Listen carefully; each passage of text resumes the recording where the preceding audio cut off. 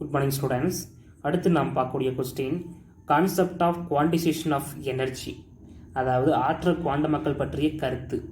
இதில் ஃபஸ்ட்டு பார்த்தீங்கன்னா failures of classical wave theory, அதாவது அலைக்கொள்கையின் தோல்வி. வேவ் தியரியால் ஃபோட்டோ எலக்ட்ரிக் எஃபெக்டை பற்றி எக்ஸ்பிளைன் பண்ண முடியல, ஃபெயிலியர் ஆயிடுச்சு. அது ஏன்ட்டு நம்ம இங்கே பார்க்க போகிறோம். நமக்கு தெரியும் லைட் ஈஸி அது ஒரு electro magnetic waves.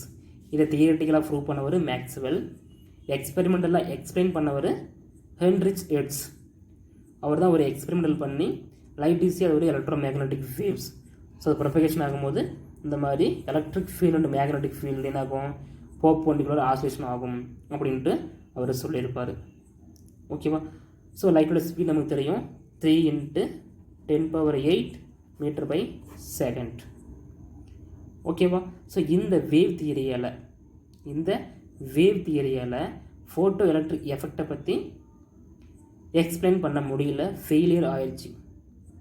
Okay, so அதை பற்றி நம்ம இங்கே பார்க்க போகிறோம். எப்படி ஃபெயிலியர் ஆகுது அப்படின்னு நம்ம இங்கே பார்க்க போகிறோம்.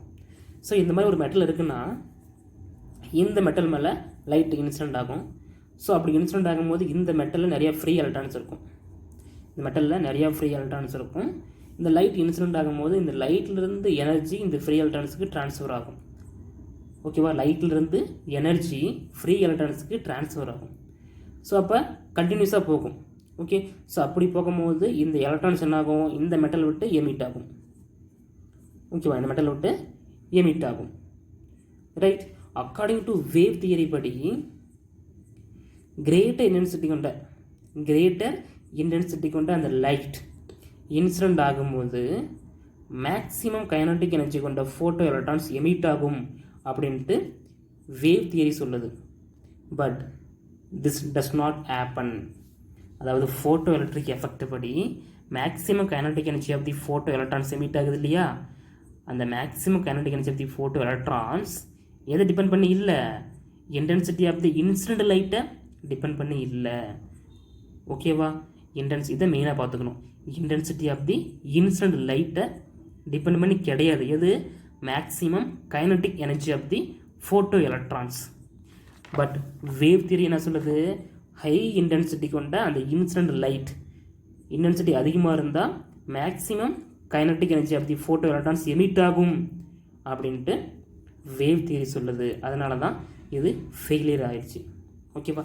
செகண்ட் பாயிண்ட் என்னன்னா, அதே மாதிரி மெட்டல் இருக்குன்னா இதில் லோ ஃப்ரீக்குவன்சி கொண்ட லைட் இன்சிடென்ட் ஆனாவே இந்த மெட்டலில் இருந்து எலக்ட்ரான்ஸ் எமிட் ஆகும் அப்படின்ட்டு வேவ் தியரி சொல்லுது. ஓகேவா? But does not happen. அதாவது ஃபோட்டோ எலக்ட்ரிக் எஃபெக்ட் படி மினிமம் ஃப்ரீக்குவன்சியாவது இருக்கணும். ஓகேவா? மினிமம் ஃப்ரீக்குவன்சியாவது இருக்கணும். பட் இங்கே சொல்கிறது வேவ் தியரி படி ஃப்ரீக்குவன்சி கம்மியாக இருந்தாவே, லோ ஃப்ரீக்குவன்சி இருந்தாவே இந்த மெட்டலிருந்து என்ன ஃப்ரீக்குவன்சி, லைட்டோட லோ ஃப்ரீக்குவன்சி. ஓகேவா? ஸோ லைட்டோட லோ ஃப்ரீக்குவன்சி இருந்தாவே இந்த மெட்டலிருந்து எலக்ட்ரான்ஸ் எமிட் ஆகும் அப்படின்ட்டு வேவ் தியரி சொல்லுது.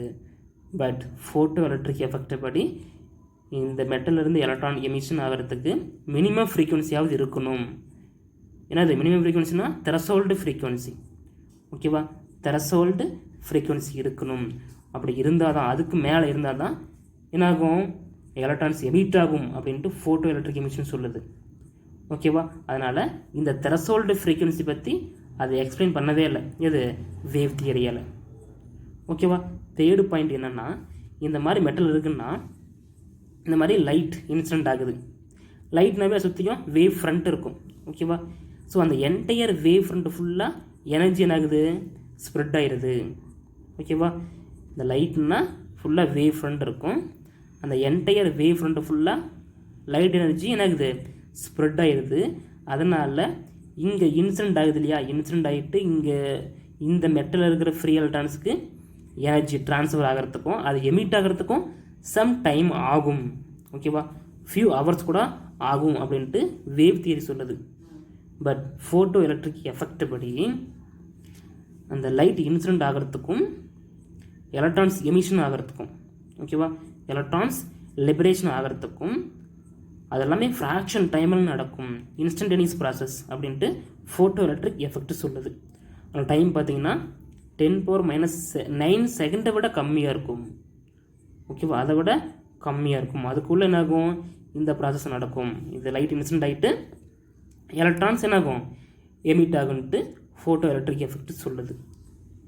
ஸோ அதனால் வேவ் தியரியால் ஓகேவா பாருங்கள், thus the experimental observations of photoelectric emission could not be explained on the basis of the wave theory of light. Wave தியரியால் ஃபோட்டோ எலக்ட்ரிக் எமிஷன் பற்றி எக்ஸ்பிளைன் பண்ண முடியல. ஓகேவா, அது ஃபெயிலியர் ஆயிடுச்சு. ரைட்.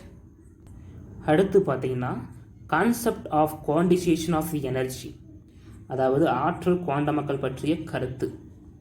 மேக்ஸ் பிளாங்க் இன் 1900 ஒரு கான்செப்ட் கொண்டுறாரு. என்ன கான்செப்ட் பார்த்தீங்கன்னா குவாண்டம் கான்செப்ட்.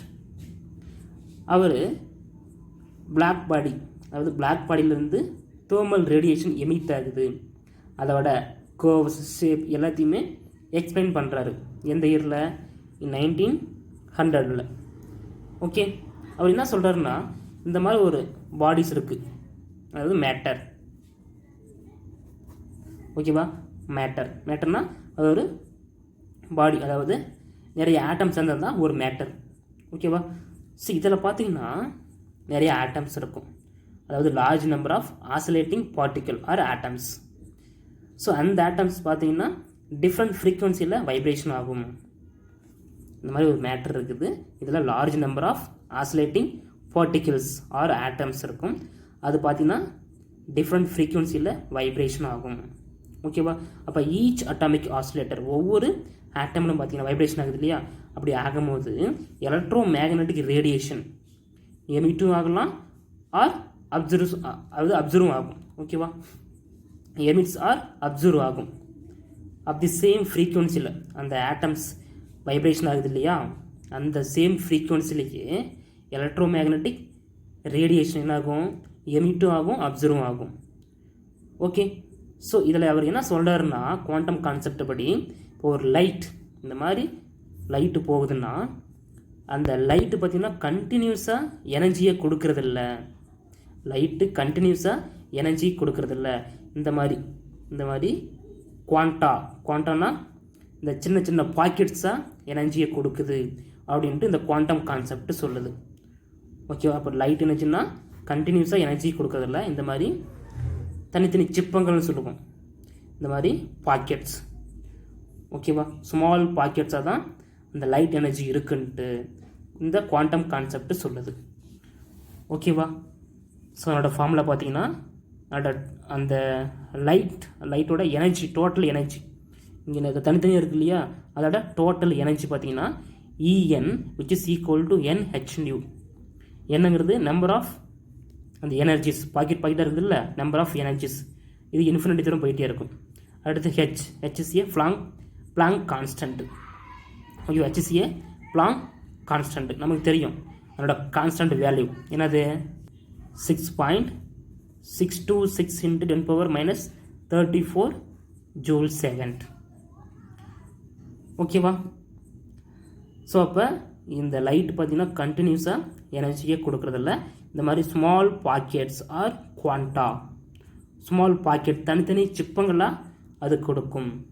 ஓகேவா, இப்போ லைட்னா அதுக்கு டிஸ்க்ரீட் வேல்யூஸ் இருக்கும், தனித்தனி இண்டிவிஜுவல் வேல்யூஸ் இருக்கும். ரைட்டா, அப்போ இது டோட்டலாக போட்டிருக்கோம் En = Nhν. அப்போ ஒரு ஸ்மால் பாக்கெட், ஒரு ஸ்மால் எனர்ஜி ஈச் குவாண்டம் பார்த்தோம்னா ஏன்னா E = hν. ஓகேவா, hν = E.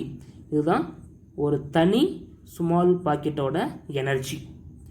அப்போ இதிலிருந்து என்ன சொல்கிறாங்கன்னா, this implies that the energy of the oscillator is quantised.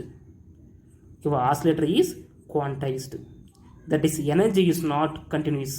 இதை மெயின், that is energy is not continuous as believed in the wave picture. ஒரு லைட்டு பார்த்திங்கன்னா கண்டினியூஸாக எனர்ஜி கொடுக்காது, அது தனித்தனியாக ஸ்மால் பாக்கெட்டாக தான் இருக்கும் எனர்ஜி. இப்படி பார்த்திங்கன்னா லைட்டு பார்த்திங்கன்னா இந்த மாதிரி வேவாக இருக்கும் ஒர்க்கிங். பட் குவாண்டம் கான்செப்ட் படி லைட்டு பார்த்திங்கன்னா இந்த மாதிரி தனித்தனியாக இந்த மாதிரி தான் இருக்கும். ஓகேவா, தனித்தனி ஸ்மால் பாக்கெட்ஸை தான் இருக்கும். ஸ்மால் பாக்கெட்ஸ் எனர்ஜி தான் அந்த லைட் கொடுக்கும் அப்படின்ட்டு குவாண்டம் கான்செப்ட் சொல்லுது. ஈச் குவாண்டம் ஒரு ஸ்மால் பாக்கெட்டோட எனர்ஜி எவ்வளோ இருக்குன்னு பார்த்தீங்கன்னா என்னது, E which is equal to h nu.